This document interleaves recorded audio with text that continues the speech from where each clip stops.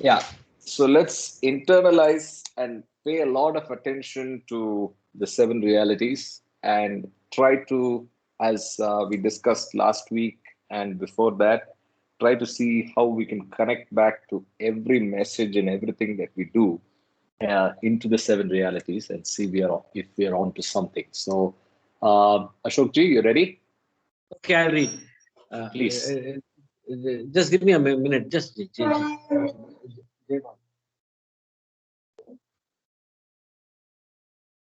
Okay, Avatar Meher Baba ki Jai.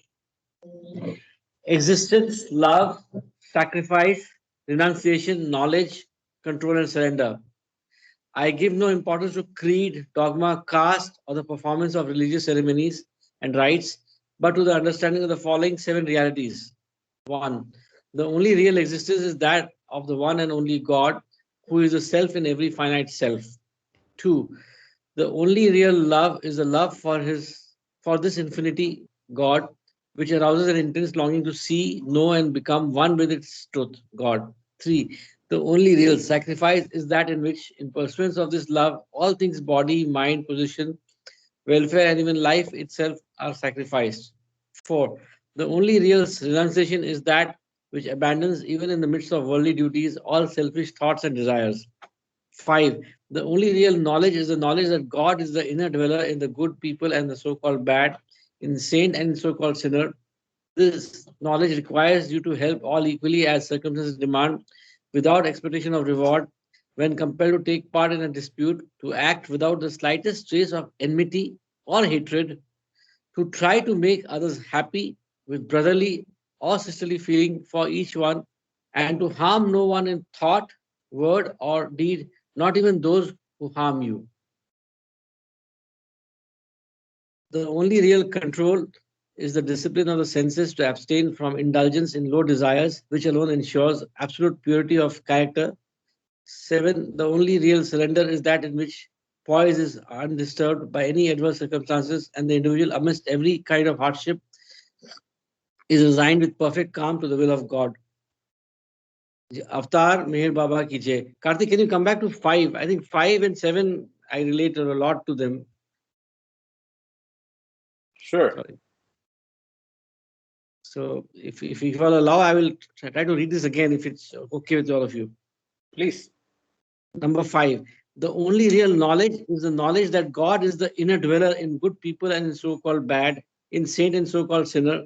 This knowledge requires you to help all equally as circumstances demand, without expectation of reward.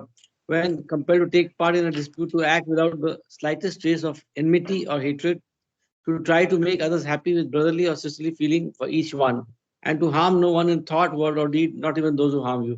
I think this is really, of course, all of it is very great, but this is really something which we can use in our daily lives. Yes, indeed. And you wanted seven again, right? Yes. The only real surrender is that in which poise is undisturbed by any adverse circumstance, and the individual, amidst every kind of hardship, is resigned with perfect calm to the will of God. Thank you. And this also means that whether good or bad, circumstances, we all have to remember God in all circumstances. Very, very, very. All of it is good, but these two are, I relate to it very closely. Thank you, Jay Baba. Avatar Meher Baba ki jai. Yep. So I hope all of you remember this is a very key word, right? In Beams, we learned that that's one of the ingredients for spiritual progress. Of course, the word inner poise. He uses the word inner poise, but that's what I was reminded of in today's reading when we are reading. So real surrender is that in which poise is undisturbed. So sthita pragya, and any adverse circumstance and the individual amidst every kind of hardship resigned to the perfect calm to the will of God. So this is yeah. I think as I said, let's try to internalize and take as much as we can and try to reconnect and make cross references with everything that we do. Um, Before we continue, let's look at where we are. Um, so we will do the questions discussion after our reading. So Maybe we will stretch a little today. So we'll finish the reading, and then whoever, in fact, all are welcome to continue. We will try to fix and progress on that questions part as well. So we are now on the first of the four chapters on samskaras, and we finished up to page 35, middle of 35. So the paras that subtitles that we covered was analysis of human experience. We can actually see the text. That's easier. Yeah. So where Baba explains what is this whole extensive objective world, and then samskaras originate in experience. So here he makes the point that mind is constantly creating and gathering such impressions, right? And he uses the word deposit, right?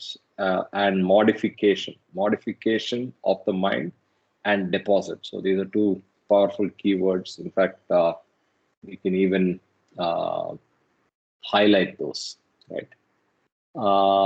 Then he goes on to describe what is natural and non-natural samskaras. I hope all of us are clear on that. And yeah, so I don't know whether I referred to this earlier, but yeah, there's a reference to moral freedom of consciousness, and manifested life arises out of the will to be conscious. So the God's nature to be conscious is what comes. I mean, it's the trigger for all of creation. And then he started with Lahar and Bhas. That's where we were. Absolute, unchanged by Bhas of manifestation. And we stopped at the second paragraph. Anything to be discussed before we continue? No. Good. So I will continue from para 3 on page 35 on the physical book. The manifoldness of creation and the separateness of the individual souls exist only in imagination. The very existence of creation or of the world of manifestation is grounded in bhas or illusion, so that in spite of the manifestation of numberless individual souls, the oversoul remains the same without suffering any real expansion or contraction, increment or decrement. Although the oversoul undergoes no modification due to the bhas or illusion of individuation, there comes into existence its apparent differentiation into many individual souls. Very interesting and important line. I'll probably reread and highlight. Although the oversoul undergoes no modification due to the bhas or illusion of individuation, there comes into existence its apparent differentiation into many individual souls, right? So again, two powerful words, individuation and apparent, right? So that keeps coming over and over again. Most original bhas, the most original bhas or illusion into which the oversoul was allured synchronizes with the first impression.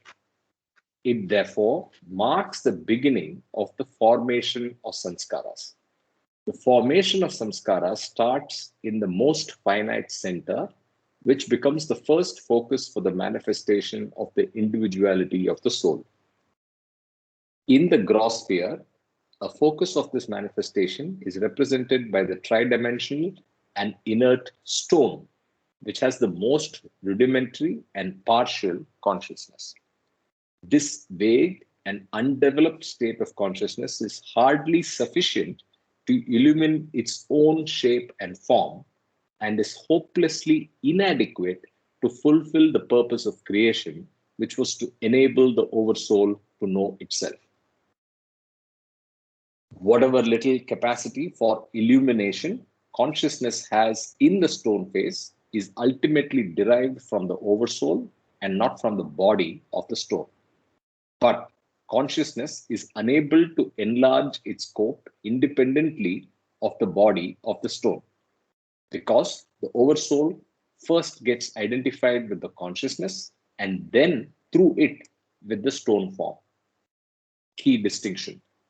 Since all further development of consciousness is arrested by the body of the stone and its languor, evolution of the higher forms or vehicles of manifestations becomes indispensable. The development of consciousness has to proceed side by side with the evolution of the body by which it is conditioned. Therefore, the will to be conscious, which is inherent in the vastness of the oversoul, seeks by divine determination a progressive evolution of the vehicles of expression. It's worthy of being read again. So I'll start from here. And let's register any questions as well. We can discuss. But consciousness is unable to enlarge its scope independently of the body of the stone, because the oversoul first gets identified with the consciousness and then through it with the stone form. The it here refers to consciousness. Since all further development of consciousness is arrested by the body of the stone and its languor, evolution of the higher forms or vehicles of manifestation becomes indispensable. So he uses a strong word here. So consciousness is arrested by the body of the stone and its languor, right? So What is languor means? we can look it up. Yeah, can we look it up? Yep. Languor means its appearance or its shape, I or think appearance. characteristic, I think. That's what. Okay, so maybe there is a spelling issue here. Languor. No idea. So What is the spelling? What is the spelling and discourse? So I just went straight from here. Langour. So is there a sounds like? Languor means state of feeling, open, Yeah. pleasant, Tiredness or tiredness of inactivity. inertia, Yeah. and oppressive stillness of the air. Languor, Languor. Okay. So via old French from Latin. Can you just read that again, please? Whoever it was. Ravi and The state of feeling, often pleasant, of tiredness or inertia. Second meaning is an oppressive stillness of the air. Okay. Basically, inactivity is the word in the current context. Correct. Yeah. Correct. I think here it means inertia, stone and inertia. Inertia. Yeah. Agree. Stillness. Thank you for that. Thank you for that. So evolution of higher forms or vehicles of manifestation becomes indispensable, right? The development of consciousness has to proceed side by side with the evolution of the body, which it is conditioned. Therefore, the will to be conscious, which is inherent in the vastness of the oversoul, seeks by divine determination a progressive evolution of the vehicles of expression, right? And I continue. Unless Vehicle there's is the anything body to here, discuss. right? Vehicle is the body. Yeah, vehicle is the bodies, yes, the form. There is a term used, divine determination. So what is the takeaway from that? So that's a good observation. The will to be conscious is the teleological purpose, which is inherent in the vastness of the world, seeks by divine determination. So see, that is what it, right? The unconscious part wants to unite with the conscious part. That is correct. The divine determination. Yeah, but then Yes. the specific reference here is the divine determination moves the progressive evolution of vehicles of expression. Same thing in another sense. Yeah. Anything else you want to say, Mama? What is the word Baba uses recently? We were reading it. The unconscious part of it becomes one with the conscious part of it. Interesting word. I thought. Forgot. I don't even know what you're talking about. I'm blank. When unconscious part of the one unconscious part becomes Mhm. one with the conscious part of it. I think we just recently read. Last chapter, I don't recollect. Yeah. So, Anyway, doesn't matter. sure. So the next Conscious section. part is the 50%. The conscious part has 49 degrees to develop to full consciousness. So when it reaches that peak, both of them come together. That is what. And this also can be thought of in the sense of state 2A and 2B also. So you can relate it to that classification. Oh, absolutely. Yeah. This is 2A, 2B journey. Absolutely. Yeah. And I have a few markings here. Sure. Original mass leads to first impression, which leads to beginning of formation of sanskaras. That's the essence of that chapter. Correct. Then oversoul is a soul conscious form, higher forms. Oversoul, from that is the soul derived, that is the drop souls, which expresses through consciousness. And then to develop the consciousness, it needs forms and higher forms. That is the process which happens. True. Yeah. Jai Baba. Yeah. So I think the dependent and independent variable is consciousness has to evolve. That's the independent variable. The dependent variable is you need the example of the stone, right? The stone cannot accommodate it, so you need a new form. So that's the big aha, right? So you move the independent thing is conscious evolution of consciousness. The dependent thing happens to be the vehicles. Vehicles need new. We need new vehicles, right? So progressive evolution of consciousness and forms. Thus, the oversoul forges for itself a new vehicle of expression in the metal form in which consciousness becomes slightly more intensified. Even at this stage, it is very rudimentary, and so it has to get transferred to still higher forms of vegetation and trees, in which there is an appreciable advance in the development of consciousness through the maintenance of the vital processes of growth, decay, and reproduction.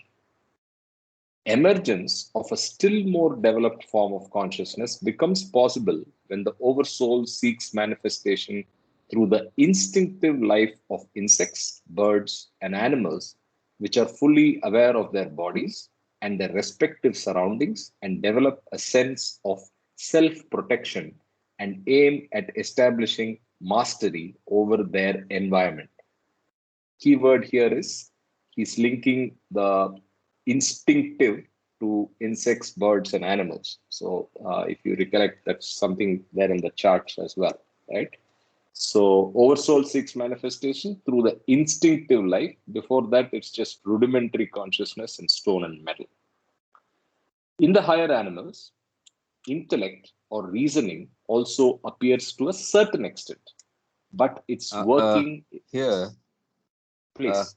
in this paragraph, from the stone to the metal, then the vegetative or the vegetables and trees. Yes. Advancement is in the development of consciousness through the maintenance of vital process of growth, decay, and reproduction. So growth, decay, and reproduction starts off in the vegetative forms. And Correct. then the instinctive life starts in the insects and the birds and animals. And they become fully aware of their bodies and their respective surroundings. Whereas in the vegetable forms, they may not be aware of their own bodies. Here, they become aware of their own bodies and also establishing a mastery over their environment. Sense and powerful a sense of self-protection. These are the points which we'll have to remember. What is the difference between how they develop, how the consciousness progresses from stone to vegetable to animal kingdom. So what are the developments happening? That is explained in this paragraph. Jai Baba. Jai Baba, thank you. In the higher animals, intellect or reasoning also appears to a certain extent, but its working is strictly limited by the play of their instincts. That is, intellect is limited by the play of the instincts, like the instinct of self-protection and the instinct for care and preservation of the young. So even in animals, consciousness has not had its full development, with the result that it is unable to serve the initial purpose of the oversoul to have self-illumination.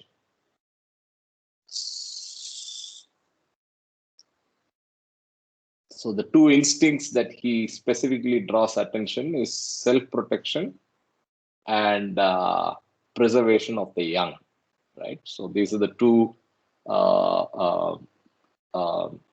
instincts that he's talking about. No, actually, there are 4 of them, right? When they are hungry, they eat. Self-protection, reproduction, and when they are hungry and when they are thirsty, they drink and eat. And security. What is the 4th one? Self-protection will cover protection, will cover hunger. Hunger. Yeah. I see. Yeah. Yeah. Yeah, so I think the progression is what is important here. So Sleep is another. Yeah, I'm sorry. Sleep is another thing. Sleep is another aspect that animals go through. Sleep. Correct. Yeah. Now let's go to human consciousness. The oversoul finally takes the human form, in which consciousness attains its fullest development with complete awareness of the self and the environment. At this stage, the capacity of reasoning has the widest range of activity and is unlimited in its scope. But as the oversoul gets identified through its consciousness with the gross body, consciousness does not serve the purpose of illuminating the nature of the oversoul. However, as consciousness has its fullest development in the human form, there is in it a latent potentiality for self-realization. Latent potentiality for self-realization. And the will to be conscious with which evolution started becomes fructified in the Sadguru or man God, who is the fairest flower of humanity. Winding of samskaras. The oversoul cannot attain self-knowledge through the ordinary consciousness of humanity because it is enveloped in a multitude of sanskaras or impressions. As consciousness passes from the apparently inanimate state of stone or metal, then to the vegetative life of the trees, then onward to the instinctive state of insects, birds, and animals, and finally to the full consciousness of the human state, it is continually creating new sanskaras and becoming enveloped in them. These natural sanskaras are increased even after attaining the human state by the further creation of non-natural sanskaras through manifold experiences and multitudinous activities. Thus, Yeah, I love the word latent potentiality. Yeah. So, very, very innovative word actually. Good phrase. Yeah. So it's latent and potential is there. So it has to be nurtured and effort has to be made to utilize the potential. Yeah. I think just to add to what has been discussed is that we have to always try to do intelligent actions. I think we had discussed about intelligent and unintelligent actions. So I think to develop that latent potentiality and to achieve our ultimate goal, we have to have make use of intelligent actions. I think that is also could be a corollary to what is said there. Jai Baba, how to do intelligent action if you are unintelligent? Good question, Namitaji. I was just going to ask, that is a relative word. Intelligent and unintelligent. Because I always think whatever I do is intelligent. For other person, they can view at me and say, he is so dumb, you know. Intelligent and intelligent are relative. We cannot go by Okay. that. So hold your horses, both Ravi and Nomita. We will get to the action chapter. Obviously, the intelligent action that's referred to is not the intelligence that we are thinking at this time, right? So just hold your horses. We'll get to it. I heard another voice. Please jump in. Yeah, I was about to comment when you wait for the chapter to come. Yeah, exactly. Yeah. Thank you. Okay. Thus, the acquisition of sanskaras is unceasingly going on during the process of evolution, as well as during the later period of human activities. This acquisition of sanskaras may be likened to the winding up of a piece of string around a stick, the string representing the sanskaras and the stick representing the mind of the individual soul. The winding up starts from the beginning of creation and persists through all the evolutionary stages and the human form. And the wound string represents all the sanskaras, natural as well as non-natural. Examples of potency I of think impressions. here, Yeah. Karthik, Yeah. this representation is very clear for us to remember that the winding samskaras are in the mind. So we have to clearly understand this, and these samskaras are all stored in the mind. That is very clear with this example of stick as representing the mind. It's not the whole body as such, it is the mind. Correct. So he starts with the mind being the repository of sanskaras. So this chapter starts with that. And this is again specific reference. Thank you. Stick being the representative of the mind. The phrase here. Yeah. Examples of potency of impressions. The fresh sanskaras that are constantly being created in human life are due to the multifarious objects and ideas with which consciousness finds itself confronted. These sanskaras bring about important transformations in the various states of consciousness. Impressions created by beautiful objects have the potency of arousing in consciousness the innate capacity for appreciating and enjoying beauty. When one hears a good piece of music or sees a beautiful landscape, the impressions caught from these objects gives one a feeling of exaltation. In the same way, when one contacts the personality of a thinker, one may become interested in new avenues of thought and inspired with an enthusiasm utterly foreign to one's consciousness formerly. Not only impressions of objects or persons, but also impressions of ideas and superstitions have great efficacy in determining the conditions of consciousness. The power impressions of superstitions. The power of impressions of superstitions might be illustrated by means of a ghost story. Of the different realms of human thought, there are perhaps none as abounding in superstitions as those connected with ghosts, who, according to popular belief, are supposed to harass and torture their victims in curious ways. Once upon a time, during the Mughal rule in India, a highly educated man who was very skeptical of the stories about ghosts made up his mind to verify them from personal experience. He had been warned against visiting a certain graveyard on the night of Amavasya, the darkest night of the month, for it was reported to be the habitation of a very dreadful ghost who unfailingly made its appearance whenever an iron nail was hammered into the ground within the limits of the graveyard.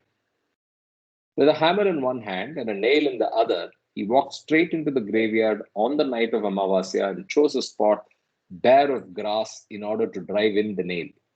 The ground was dark, and his loosely hanging cloak was equally dark. When he sat down on the ground and tried to hammer in the nail, an end of his cloak lay between the nail and the ground and was pinned down. He finished hammering and felt that he was successful with the experiment without encountering the ghost. But as he tried to rise to leave the spot, he left a strong pull toward the ground and he became panic stricken. Owing to the operation of previous impressions, he could not think of anything except the ghost, who he thought had caught him at last. The shock of the thought was so great that the poor man died of heart failure. This story illustrates the tremendous power that sometimes resides in the impressions created by superstition. Experience becomes harmonious when freed from sanskaras. The power and effect of impressions can hardly be overestimated. An impression is solidified might, and its inertness makes it immobile and durable. I'll repeat that line. An impression is solidified might, and its inertness makes it immobile and durable. So, lot of adjectives used here. So, it is solidified might, it is durable, and it is immobile because of its inertness, right? It can become so engraved upon the mind of a person that despite his sincere desire and effort to eradicate it, it takes its own time and has a way of working itself into action directly or indirectly. The mind contains many heterogeneous sanskaras, and while seeking expression in consciousness, they often clash with each other. The clash of sanskaras is experienced in consciousness as mental conflict. Experience is bound to be chaotic and enigmatic, full of oscillations, confusion, and complex tangles until consciousness is freed from all sanskaras, good and bad. Experience can become truly harmonious and integral only when consciousness is emancipated from the impressions. Types of Okay. sanskaras. I think this paragraph is very profound in the sense that Yes. those four adjectives which are used is solidified might and its inertness, it is inert, makes it immobile and durable. That's why through the whole process of evolution, so many samskaras were attached with us in the mind, deposited, and they are so durable and inert and sticky. It is quite difficult to eradicate them. And the other aspect is they can be conflicting impressions. And this conflict goes on into the sort of mental confusion also, whether to act like this or like that. So we are put into a lot of confusion in life also. So experience can become truly harmonious and integral only when consciousness is emancipated from the impressions. So removal of impression is the only solution. Jai Baba. Yes, yes. It says actually that winding thread is not wound around the stick so loosely. It's wound very tight and also with some Fevicol probably. Like a spring Yeah. also. You Yeah, can't yeah. unwind a spring. Yeah, it's stuck with the glue. Yeah. Jai Baba. True. Very good. I'm struggling to highlight this durable. This durable for sure. Okay. Types of sanskaras and states of consciousness. Sanskaras can be classified according to essential differences in the nature of the spheres to which they refer. Referring to these different spheres of existences, they are found to be three kinds. Gross sanskaras, which enable the soul to experience the gross world through the gross medium and compel it to identify itself with the gross body.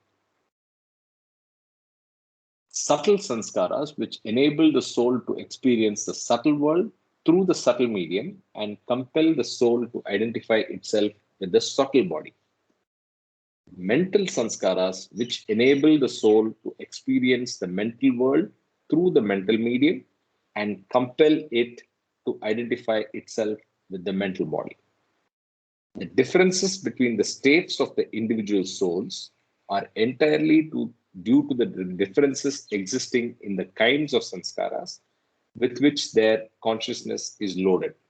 Thus, gross conscious souls experience only the gross world, subtle conscious souls experience only the subtle world, and mental conscious souls experience only the mental world.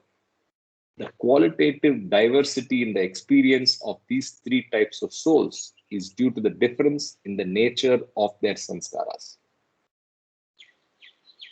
So this is a important clarity that's brought out between the three types of sanskaras and why they are experienced only in those spheres. I have a question here. Yeah. Those who are like ourselves in the gross sphere with the gross body, we too have subtle and mental sanskaras which are hidden, and right now we are experiencing the gross. But here, how do we put this idea into this paragraph? I get confused with this. Any inputs from We others? also have mental sanskaras, Mamaji. Yes. Yeah, we have mental sanskaras. But as the paragraph states, those souls in the subtle body, they identify with the subtle body, and those with the mental sanskara, they identify with the mental body. But as we are now, we are in the gross body, which with our subtle and mental bodies being hidden from our awareness. So the all three are together. But here it looks as though they are all totally separate. Yeah. So I am unable Yeah, to gel them No, together.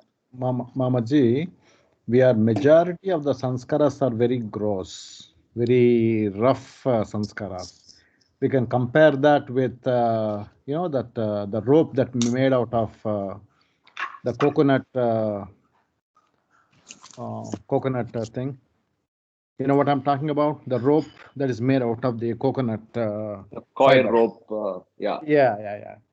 We can compare gross samskaras with that. Even though we are in this gross body, we do use mental body and subtle body, but it's very, very small compared to the actual subtle and mental worlds or mental bodies.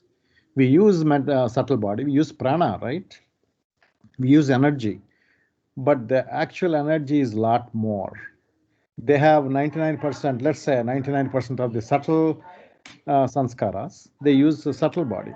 But whereas we have 99% gross body, we still use the prana and the mind also we use, but very, very small. That is I don't know whether I answered you or not.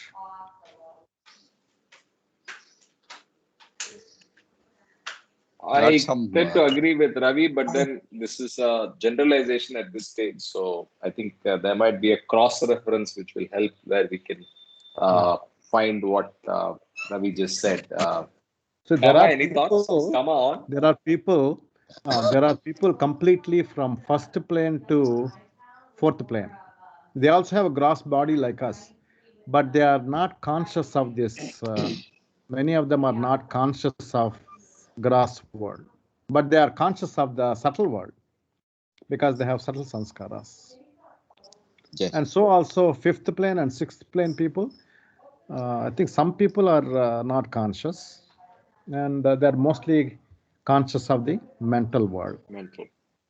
Even mazoops also, right? Mazoops also not, they have gross body like us, but they're not conscious of this gross world. They are always with the Paramatma.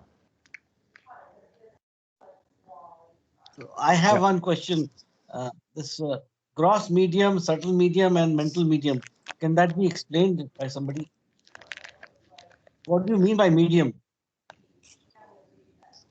Medium is Medium. body and the world Yeah. experience. They have, let's say, for example, subtle people, right? People with the subtle sanskaras. When they have subtle sanskaras, they have subtle body, even though they are in the gross body, and then they experience the gross world. That is the medium they are talking about. We have gross sanskaras, we have a gross body, and we experience the gross world. That is the medium. Yeah, the medium is between the individual person and the environment. The body is the medium. Yeah, I think just replace medium with body. Body, yeah. The consciousness is experiencing the sanskaras through the body in this world. That's what I would think.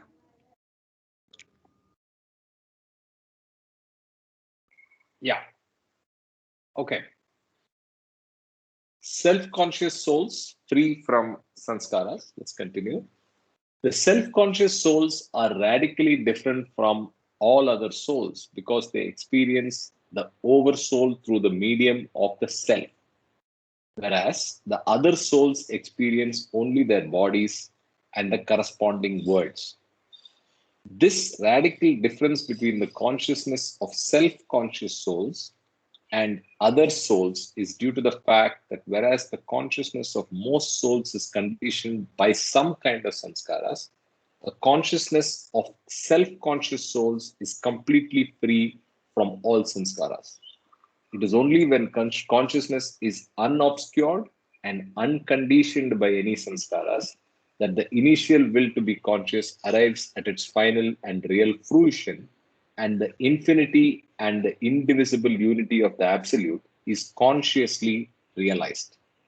The problem of deconditioning the mind through the removal of sanskaras is therefore extremely important. So, I think here the self-conscious refers to the big self, so oversoul. So please read this paragraph in that context, and then it will make sense. Right. With that, I The think other point is the self-conscious souls. So we have to think who are those self-conscious souls? The mazoops 56 and all others. Yeah, 56. Yes, 56. Yeah. So if you have that, we can understand this paragraph pretty well. I think. Yes, yes. Correct.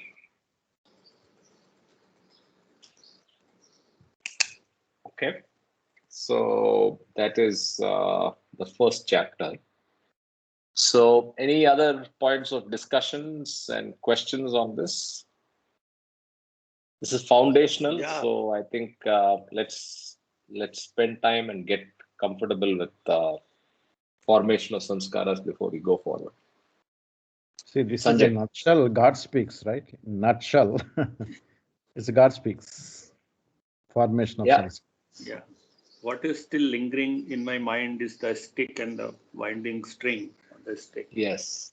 And the way we do the unintelligent time, we keep nurturing that winding actually. That glue, Yes. we keep on putting that glue on it actually. So it becomes even more and more difficult. So that's what. So there are two kinds of spending, right? Yeah. One is Unwinding is that is when we are evolving in spiritually. That is where we unwind the sanskaras. Whereas spending the sanskaras are different. Spending the Yes, yes, sanskaras, yeah, whatever the sanskaras we have, we spend it. yeah. But while we are acting on any action, we are also accumulating newer sanskaras. Yes. Yes, yes. So that So, is the, even though we are balanced there, it's just a mathematical balance. It's the balancing doesn't matter there in the spending of the yeah, sanskaras. In yeah, the yeah. unwinding, that's where it matters. It makes a difference. Unwinding means you are changing the sanskaras from the gross to subtle. Yes, yes. That result-oriented action that we do, Yeah, looking for, and the Krishna's message of karmane vadikaraste. So that's exactly. what it is actually. So, Uh-huh. so even if we do an action, how not to find ourselves in developing new sanskaras is the whole key. Yeah. Jai Baba. See, that is why recently I was reading the fourth chapter or fifth chapter of Bhagavad Gita. That's what he says. Chanting of Krishna's name, God's name, is very important because Yes. even eyelid movement also we are doing unconsciously. Listening also we are doing thinking I am listening. Speaking also, whenever we speak anything, we say I am speaking. He even said defecating also, when we are defecating, we think we are defecating. That is when we chant God's name, that becomes nullified.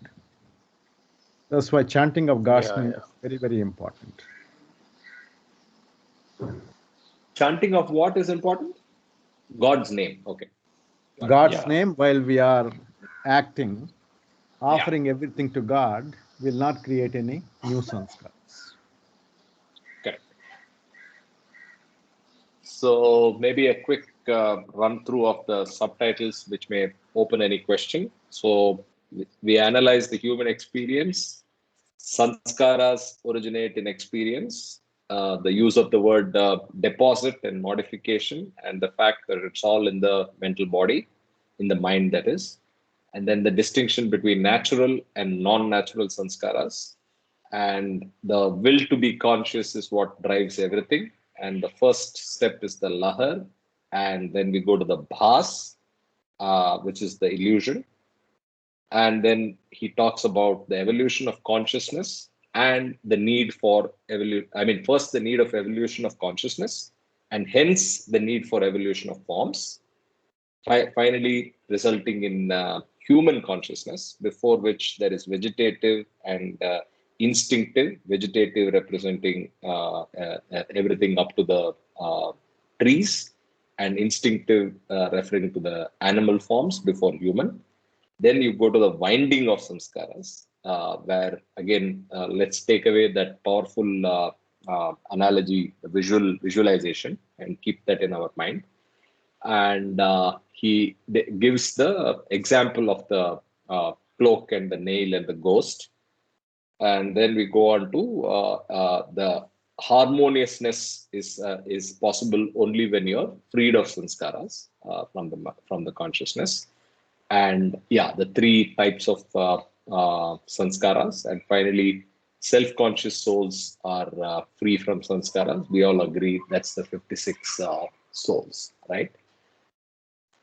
Okay, so with that, let's go to the next one, which is Before we go to the next one, mhm. I have one observation in the beginning of this chapter. I have made a Sure, mark of it. I'll please. just allude to this. We'll come there. So, regarding experiences leads to impression, and impression leads to action. That is the actual process. But regarding experience, there are two experiences are clearly identified. One is the objective, the other one is subjective. Correct. Objective experience is the world experience. gross world experience. Correct. Whereas subjective is the sanskaras, that is the subtle experience, or the experience which sticks around your self in the mind, and then that creates all the problem later. So this objective and subjective, any clarity on this, any further ideas on this? Because I Can was you not just tell me clear. the specific reference? Yeah, to see it. Yeah, I think the objective experiences are based on the physical aspects. Yes. The body of the other things. It could be What tree actually or an happened? object or a person. That is objective, and subjective is the way our mind works. Yes. We take a call on the way we think and react. That is, I think, subjective. That's my understanding. Yes, Yes, absolutely. that is more important than the objective. Yes. Because they create the sanskaras.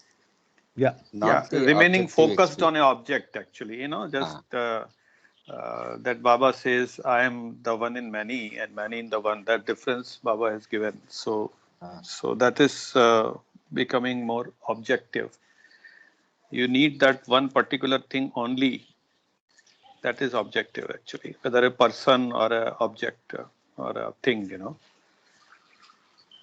And That the is other objective. aspect which struck me here is that the objective experience is less with the influence of the ego, whereas subjective experience is through the ego.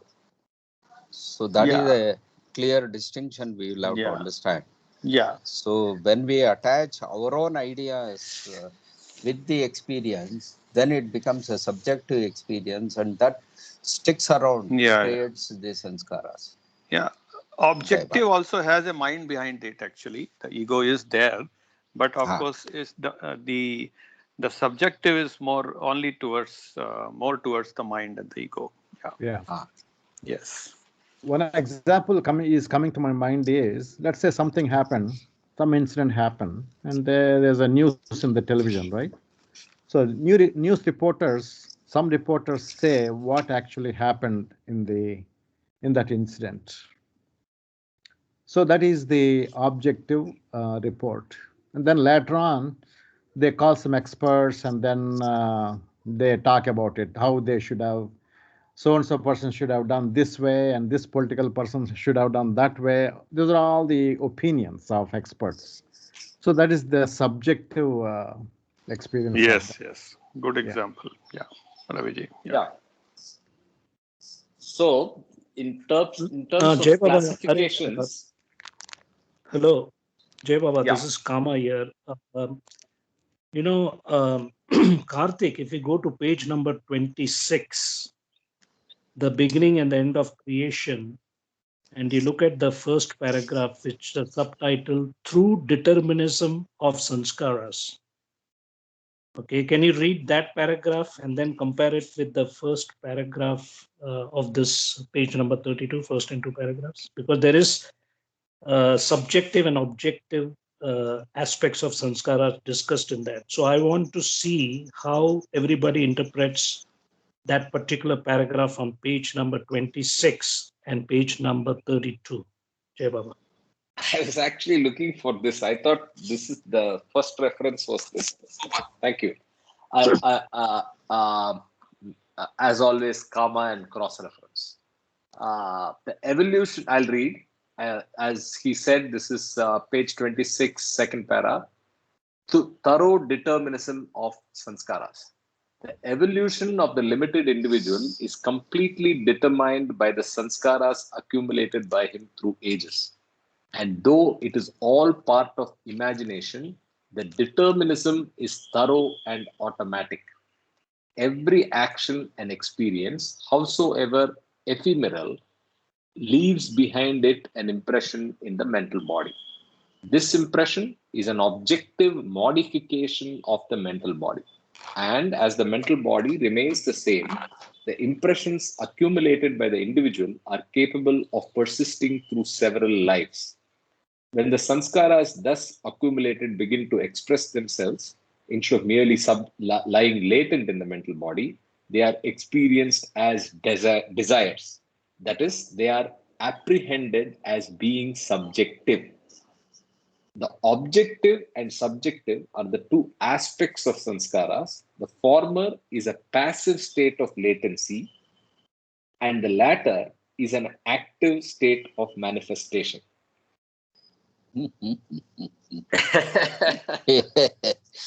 So both are samskaras. Okay. Yeah. So it's a state of latency if it is objective, and if you recollect, we discussed this as well in the last time we read this. Yeah. When it Stand slips corrected. into action, is when it becomes subjective. Right? Yeah. Yes. Stand corrected. Yeah. Jai Baba. Yes. Thanks, Kamaji. Yeah. Thanks, Kawa. So this is why questions are important. This is why we have to by heart. This is why we have to get first class. We have to get distinction. I don't know. I'm just making it up. Yeah. I think if we have questions, if Yeah, we we pay have attention to the registered. questions, then we have curiosity, right? I want to know the answer of that question. Yeah. Then we pay attention to, because we read all these things before, but we didn't pay attention to this detail. Perfect. That's the point I wanted to make. I wanted to make a point that it will be useful for us to use questions. Thank you, Kama, again. With that, I think, yeah. So we go to removal of samskaras. There are three parts of removal of samskaras. The first one is cessation, the wearing out, and the unwinding of samskaras. That's part one. Sanskaras prevent self-illumination. Sanskaras prevent self-illumination. Human beings do not have self-illumination because their consciousness is shrouded in sanskaras or the accumulated imprints of past experience. In the human form, the will to be conscious with which evolution started has succeeded in creating consciousness. However, unconsciousness does not arrive at the knowledge of the oversoul because the individual soul is impelled to use it for experiencing sanskaras instead of utilizing it for experiencing the soul's own true nature as the oversoul. The experiencing of sanskaras keeps it confined to the illusion of being a finite body, trying to adjust itself in the world of things and persons. Problem of securing release from sanskaras. Individual souls are like drops in the ocean. Karthik, Yeah. Karthik, you can repeat the first paragraph. Yeah, it's nothing stuck in. Yeah, it's too good. It actually summarizes everything. I'll repeat. Sanskaras prevent self-illumination. Human beings do not have self-illumination because their consciousness is shrouded in sanskaras or the accumulated imprints of past experience. In the human form, the will to be conscious with which evolution started has succeeded in creating consciousness. This is a vague line. I'm not able to follow. So, in the human form, has succeeded in creating consciousness. I don't know, because consciousness existed before, right? Anyway, however, unconsciousness does not arrive at the knowledge of the oversoul because the individual soul is impelled to use it for experiencing sanskaras instead of utilizing it for experiencing the soul's own true nature as the oversoul. The experiencing of sanskaras keeps it confined to the illusion of being a finite body trying to adjust itself in the world of things and persons. So the second sentence is our third sentence is also not registering the meaning of it. However, unconsciousness does not However, arrive. unconsciousness, yeah. So what he's saying is that the state 2A to B, unconscious does not arrive at knowledge of the oversoul because the individual soul is impelled to use it for experiencing sanskaras instead of utilizing it for experiencing the soul's own true nature as the oversoul. Wrong focus. The sanskaras cloud the visibility of the true nature.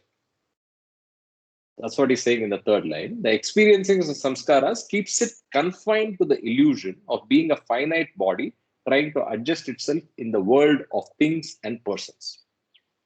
Only But actually, the conscious part of the soul is stuck with the sanskaras and it is trying to experience. Only that is supposed to, say, deveil itself or remove all the sanskaras and then join with the unconscious part of the soul. So that is what we have understood till now. Here, this sentence is not making, I am not able to understand this. The second sentence?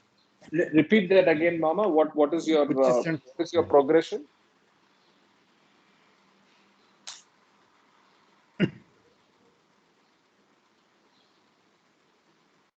Mama, you there? Mamaji is muted. Yeah, sorry. I think that, yeah. So, however, the unconsciousness does not arrive at the knowledge of the oversoul because the individual soul is impelled to use it, that unconscious part of it, for experiencing sanskaras instead of utilizing it for experiencing the soul's own true nature as the oversoul.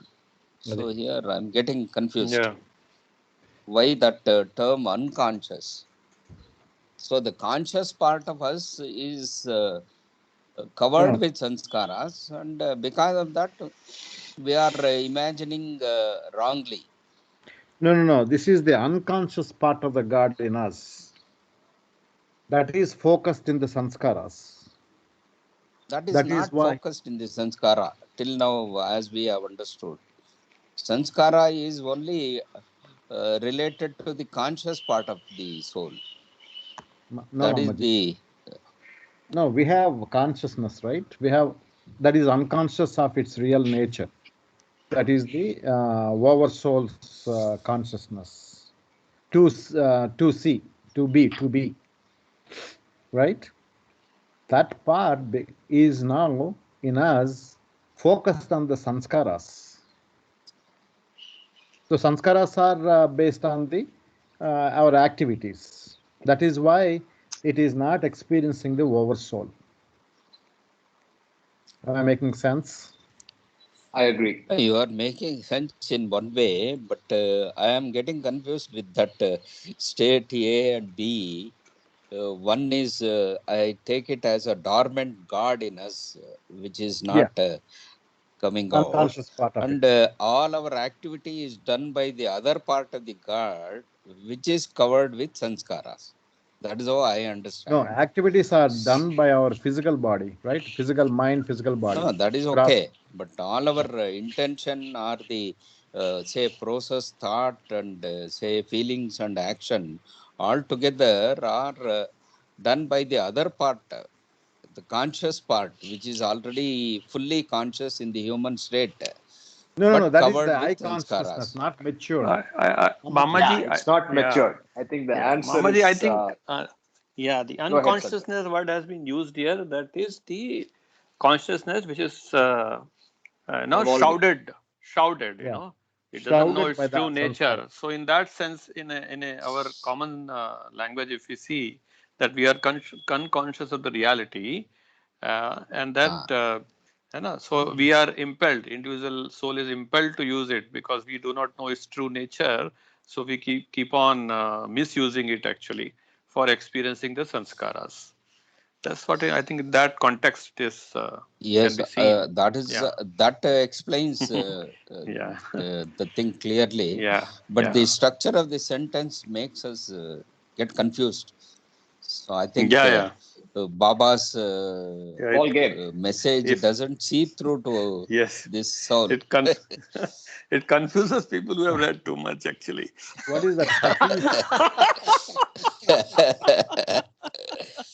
Okay. This is when we have to read that Hafiz saying. I agree with the interpretation provided by Sanjay, and I hope you have your response as well to that, Mama. Yes, I understand that. So only thing is here, however, the unconscious does not, the soul which is unconscious, I think we. You muted. No, I can understand it as Sanjay has put it. Say we are, even though we have the consciousness, it is as good as unconscious because of the sanskaras. So because of all that, we have the problem of this not recognizing. Kama wanted to say something.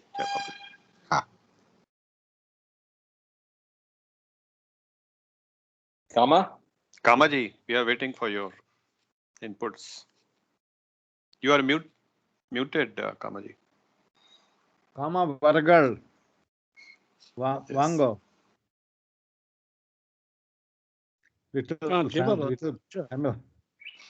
Sorry. Can you hear me, guys? Now we can. Go ahead. Yeah, I think what my observation of Mama's comment is that in the state 2A, state 2B, we know state 2B is infinite consciousness, which is called the divine incarnation, or God realizes himself. Now, the infinite unconsciousness, which is what all the drop souls, all of us who have gone through evolution, reincarnation now, and what has happened is in the human form, we have reached full consciousness, full and complete consciousness. So technically, a human being is in the image of God, except he is contaminated with sanskaras, which has come from winding sanskaras through evolution.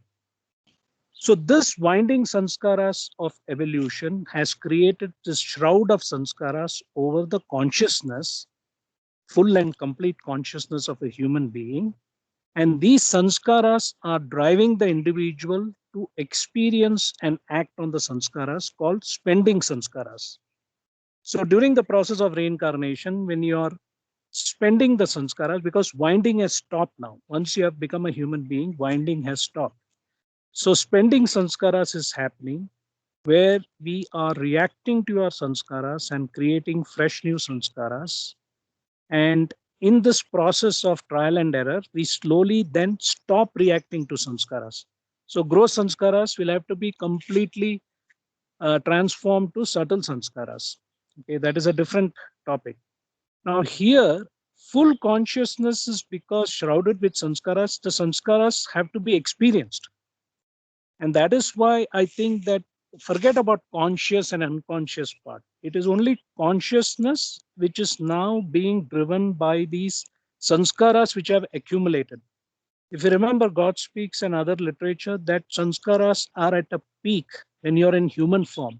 And that needs to be experienced and acted upon, which is called spending sanskaras.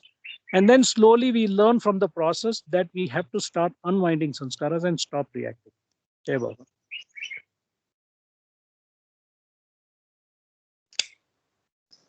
Yes, I could understand. Only thing is the structure of the sentence, I have taken it in a different way.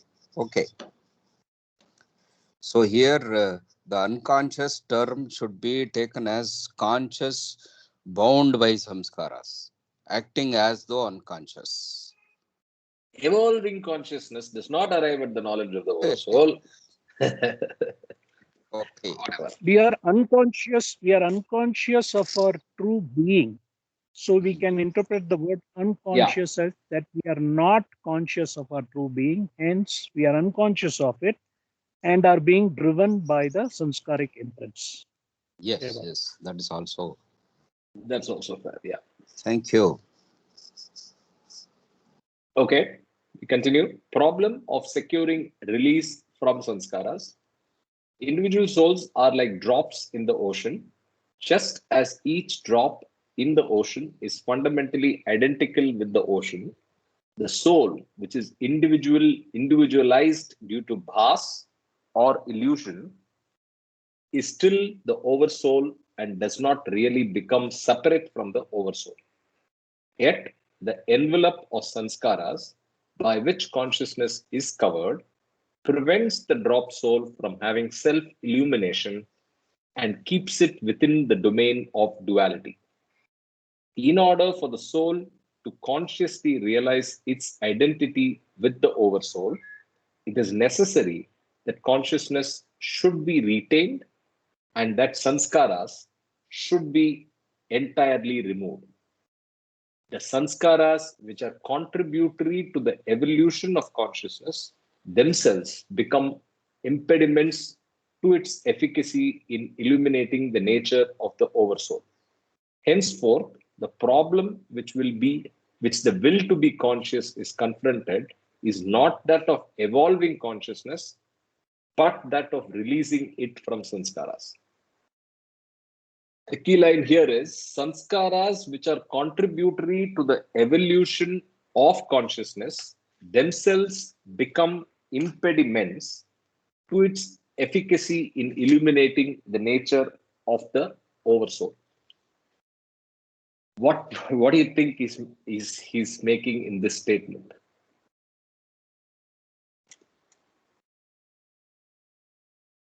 Right? Any thoughts? Any comments? See, it is like a ladder, right? We are constructing Exactly. two-story Scaffolding. house. Yeah, we put a scaffolding, and that is a temporary. So we reach to the upper floor to construct it to evolve to higher states. Once the construction is over, then we can take out the, yeah. No, but it's more than more than that, right? So it becomes a problem. So Yes. what is necessary initially becomes an impediment to its efficacy in illuminating the nature of the oversoul. So Yeah. we are at that stage now, right? So I'll continue. The release from sanskaras takes place. Jai Yeah, Baba, once yeah, again, I think that sure. the analogy one can use is like this, that in the mineral kingdom, there is no mind. Okay? So mind starts to evolve because of sanskaras, which we have seen through the plant kingdom, animal kingdom, and human kingdom. And what is happening here is that this mind, this mental body, is a repository of all the sanskara impressions. The funny thing is, in our day to day living today, we need our mind to use it for our material circumstances, the Maslow self actualization principle. Roti, kapda, makan. Like, you can't keep chanting Baba, Baba all the time and feel that food is going to come onto your table. That's not going to happen. You have to use your mind to sustain this body, because this body is needed for consciousness to work through its own self emancipation. So both are dependent on each other. The body needs consciousness to be alive, and consciousness needs body to experience self illumination. So the interesting thing out here is Baba has said it somewhere, like it is like the wood in the fireplace, like as you talked about the scaffolding. So the mind initially has a purpose in evolution, because till it reaches the human state, you need the mind. The mind is going to keep developing. But what is happening is that the mind itself becomes an impediment, because we become attached to the mind. And the nature of the mind is to create duality. But the goal is non-duality, God, get over duality, the game of duality. So that is why I think this particular sentence is about, how it becomes an impediment.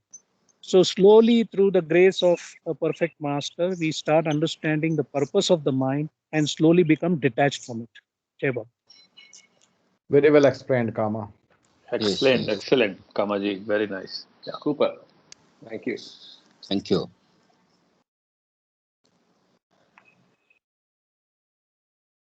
So the release from sanskaras takes place in the following 5 ways. 5 ways of securing release from sanskaras. Point number 1, the cessation of creating new sanskaras. This consists in putting an end to the ever-renewing activity of creating fresh sanskaras.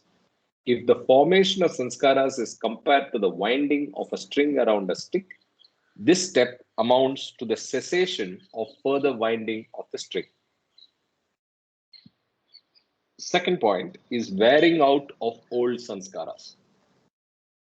If sanskaras are withheld from expressing themselves in action and experience, they are gradually worn out. In the analogy of the string, this process is comparable to the wearing out of the string at the place where it is.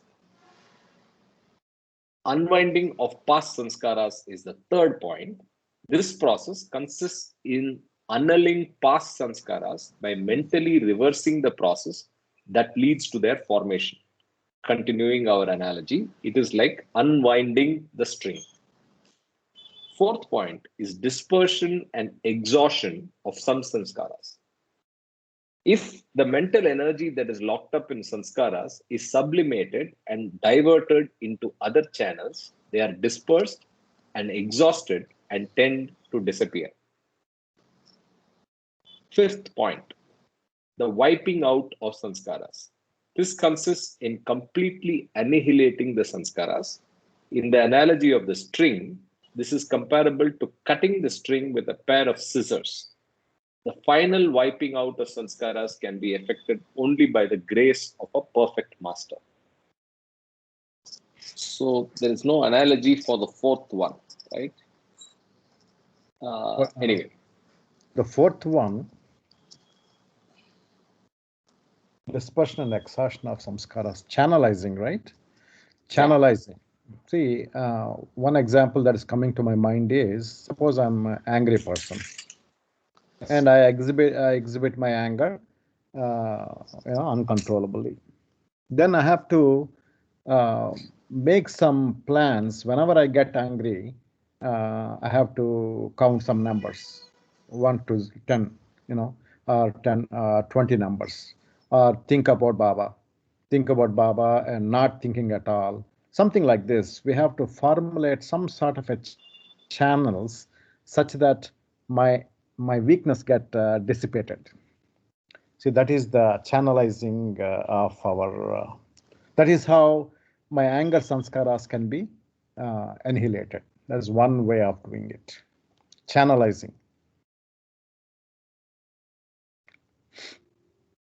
Yeah. I think these 5 points need some discussion. I think it's very important. Yeah. So I think for now, the only thing that has sunk into my head is the comparison with the analogy. So cessation, the wearing out is basically the string wearing out at the point where it is last around the stick.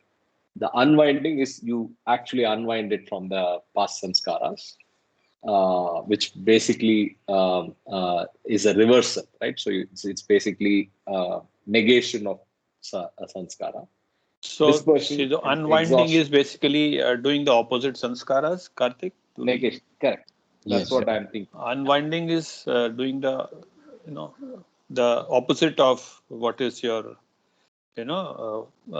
a good food, butter paneer malai to dal khichdi, reverse your this thing for food, for example. So I think that's what is unwinding is about. Yeah. See, wearing out of sanskara. Unwinding is about dissolving sanskaras. Dissolving sanskaras. Basically, the sanskaras become, you're neutralizing the sanskaras. So, for example, when you get angry at somebody, if you get angry at somebody, then, what happens is the normal conditioned mind is to react in anger. But after coming after you get the grace or blessing of perfect master, or you do vipassana and understand the intellectual side of it, that by actually reacting, you're creating a fresh new sanskaras, which is called spending sanskaras. But if you don't react, actually you respond intelligently, which is by not reacting in anger, that sanskaric impression of anger gets resolved. That is the unwinding of sanskaras. That's how I have understood Yeah. this. Because idea I of came from the word usage of the word reversing. So Opposite, that's why I said that. Yeah. Opposite, yeah. Reversing, I mentally think reversing. the opposite process. is better than saying dissolving sanskaras or reacting, because then you are actually doing an action, kind of thing. Yes, it is a Yeah, form of yeah, yeah. action. Reversing is like you're taking a reverse this thing. So I think it depends on context how Yeah, you yeah. look at it. Yeah, I think context, yeah. somewhere Baba has also said, let me find out, that you do things which you don't do things which you like to do, and and do things which you don't like to do. So that's what is a process. Yeah. Somewhere it is there. I read somewhere. Yeah. See, the second one, wearing out of old sanskaras. I used to smoke about 35 years ago. Then when I was at Mayo Clinic, the whole institution, I'm talking about 85, they made the whole institution, first time in the whole country, smokeless. So I used to have a friend, and we used to go 2 blocks in Minnesota to smoke to outside the campus of the Mayo Clinic, and I think not many people know about the cold winters in Minnesota. They are horrible, very very bad. You have to wear double jacket and everything. You have to cover almost at the North Pole. It used to be very tough. So my friend said, "Let's stop smoking." So we stopped smoking. Okay. Okay. So first few days, what happened was we got strong urge to smoke, but we didn't smoke. And slowly, what happened was, as the time passed away, my desire for smoking became extinct. Withered out. Yeah. Withered out. Right. So that is the wearing out of the sanskar. Now I don't have any feeling for smoking. That's the thing. And also, when you work, when you do the action, offering the result to the God, that also you don't create any more sanskaras from that action. Yeah.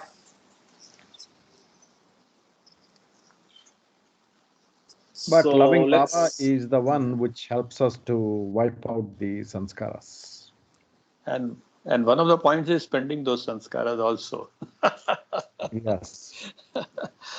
Yeah.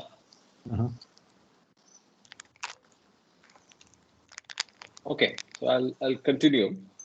We have another 5 minutes. It should be carefully noted that many of the concrete methods of undoing sanskaras are found to be effective in more than one way, and the 5 ways mentioned above are not meant to classify these methods into sharply distinguished types. They represent rather the different principles characterizing the spiritual processes that take place while sanskaras are being removed. For the sake of convenience, this part will deal only with those methods that preeminently illustrate the first 3 principles, namely the cessation of creating fresh sanskaras and the wearing out and the unwinding of past sanskaras. The methods that predominantly illustrate the last 2 principles, the dispersion and exhaustion through sublimation of sanskaras and the wiping out of sanskaras, will be explained in parts 2 and 3. So I think actually let's pause here and continue with the renunciation from tomorrow, because I don't want to, it's a logical point. And probably we can spend some time on the questions now. I will stop recording and we do some, what's the date today? Anybody? 28, 27? 27. Before you go there, regarding this unwinding of sanskaras, the whole process is a mental process. So there is actually that is what is needed. So at the sanskaras are deposited in the mind. They are part of the mind, and if you can stop them there itself and do not allow them to peter down to the subtle world, subtle sphere, or say subtle body, then to the gross body, I think we can totally stop that. So that is the crux of being desirelessness, drop desire. So that is That's the right. most difficult aspect, but that is the essence of it, I think. Yeah, Bob. Yeah. Yeah, that's a good loop back to where we started with the focus on elimination of desires, and then it loops back to that point. Very, very, very good. Yeah. Ravi ji was to sing a song. We have 3 minutes. But we are talking about,